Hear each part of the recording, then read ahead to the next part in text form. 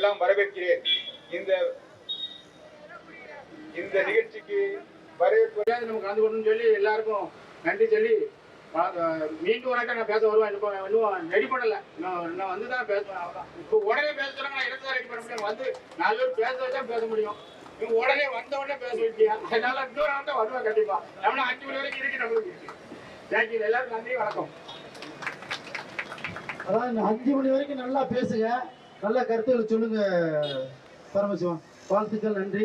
அடுத்தபடியாக நம்முடைய மாநில அமைப்பு செயலாளர் மதுரை மாவட்டத்தைச் சேர்ந்த KP முருகன் அவர்களை வாழ்த்துறை வழங்க வருமாறு உங்களை என்பதை கேட்டுக்கொள்கின்றேன். KP முருகன். சேர்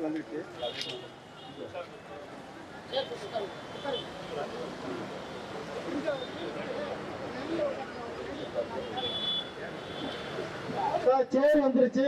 இப்ப ஆங்காங்கே நிக்காதீங்க சார். மாற்றுத்திறனாளி பின்னாடிலாம் போய் நிக்காதீங்க. பந்தலுக்கு உள்ள வாங்க. மாற்றுத்திறனாளி வெளியே யாரும் நிக்காதீங்க, உள்ள வந்துருங்க எல்லாருமே. இப்ப சேர் வந்துருச்சு. சேர் 10 நாள் மறுபடியும் எடுத்து சொல்லிடுவோம். ஏன்னா அவன் 5 மணி வரைக்கும் போராட்டம் நடக்குது. கொஞ்சம் நீங்க தான் ஒத்துழைப்பு கொடுத்து ஆர்வமா இருக்கணும். கடைசி வரைக்கும் இருக்கணும். யாருக்கும் உங்களுக்கு அங்கே வேலை இருக்கு, இங்கே வேலை இருக்கு, பஸ் வருது, ட்ரெயின் வருது, அந்த காரணத்தை தயவு செய்து சொல்லிடாதீங்க. அப்படி நீங்க போராட்டத்துக்கு போயிட்டு அப்படின்னா நாங்களே எந்திரிச்சு போயிடுவோம். அப்ப இவ்வளவு வரைக்கும் நாங்க பாடுபட்டு செயல்படுத்தி இந்த எவ்வளவோ காடு கடந்து வந்து இந்த பஸ் ஏரியோ ட்ரெயின் ஏரியோ இல்ல ஏதோ ஒரு வண்டியை பிடிச்சா வரலாம். நம்ம மாற்றுத்திறனாளிகளை ஒவ்வொரு தடவையும் அலக்களிக்காமல் ஒரே இன்று நடக்கக்கூடிய போராட்டம் ஒரு முடிவு போராட்டமா இருக்க வேண்டும். அதன்படி வாழ்த்துறை அனைவரும் வழங்குமாறு கேட்டுக்கொள்கிறேன். அடுத்த பற்றிய போராட்டம் எதற்காக நடத்தப்படுகிறது என்பது பணி நிரந்தரம் மாற்றுப்பணி கொடுக்க வேண்டும் என்று நாங்கள் பல போராட்டங்கள் நடத்தி வருகிறோம். இதோடு 7வது முறையாக இந்த சென்னையிலே மாற்றுத்திறனாளி நலச்சங்க சார்பாக மாற்றுப்பணி நிரந்தர பணி வழங்க வேண்டும் என்று நாங்கள் வந்து அரசை இதே மாதிரி மாற்றுப்பணி கொடுக்க போராட்டத்துக்கூட பணம் கொடுக்க கூட அவர் சொன்ன பதில், ஏங்க இருக்குமார் பிள்ளை எல்லாத்தையுமே அழகப்படுத்துறீங்க. உங்க அரசு, உங்களுடைய நல அரசு, உங்களுக்காக கொடுக்கப்பட்ட அரசு. இப்ப முதல்வர் எடுத்து சொல்லி உங்களுடைய நல்ல பதிலை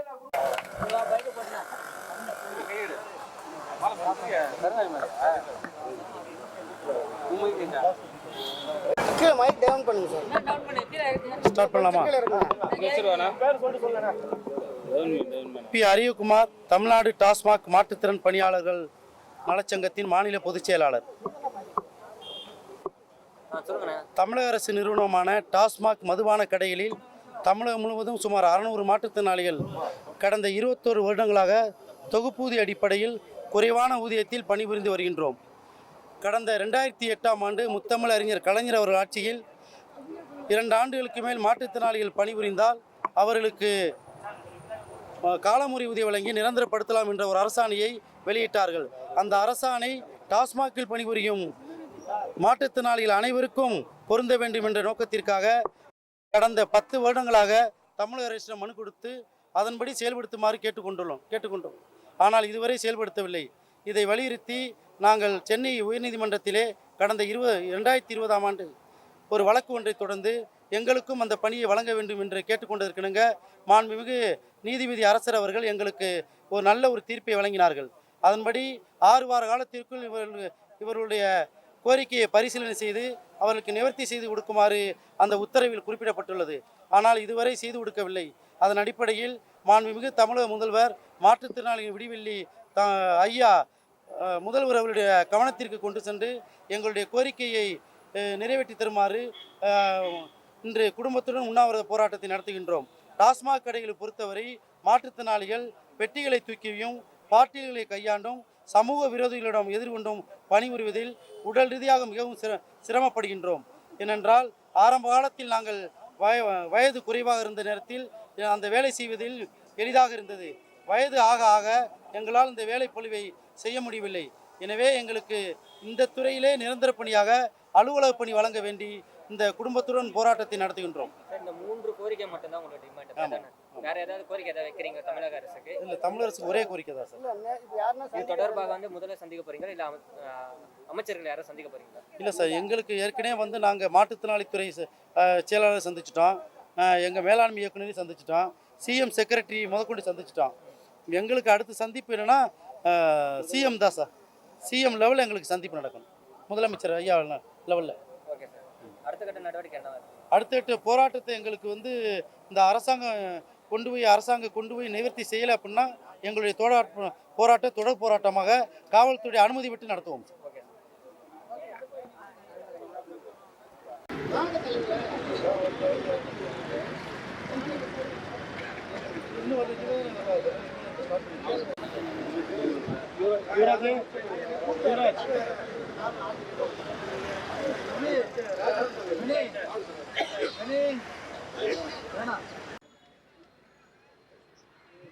அனைவருக்கும் வணக்கம். நமது மாற்றுத்திறனாளிகள் கடந்த 22 வருடமாக டாஸ்மாகில் பல்வேறு இன்னங்களுக்கு நடுவில் பணி செஞ்சுட்டு வரோம். இதில் நம்ம தோழர் முதல் ஒருத்தர் சொன்ன ஒரு மாதிரி நம்ம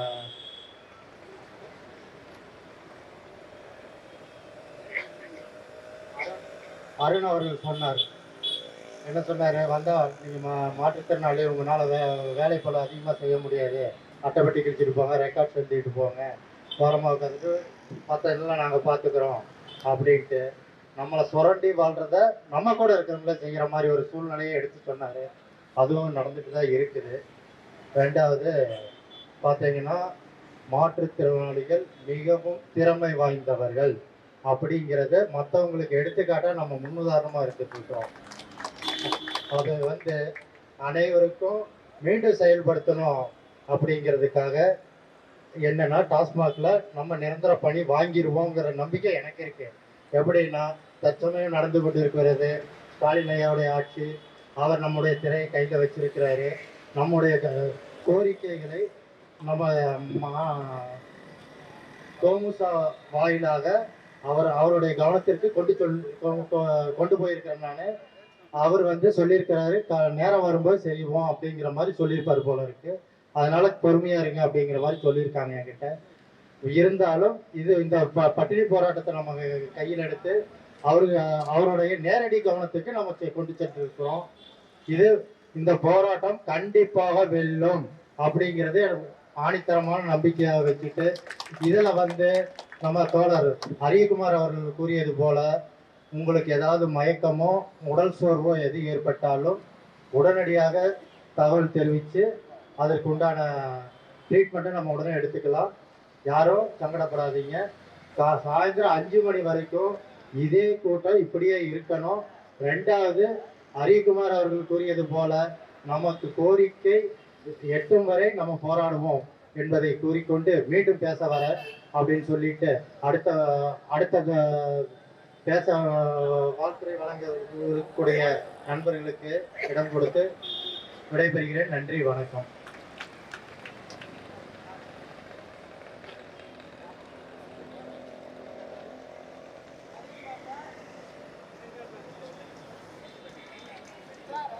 நண்பர்களுக்கும் என் மதிய வணக்கத்தை தெரிவித்துக் கொள்கிறேன்.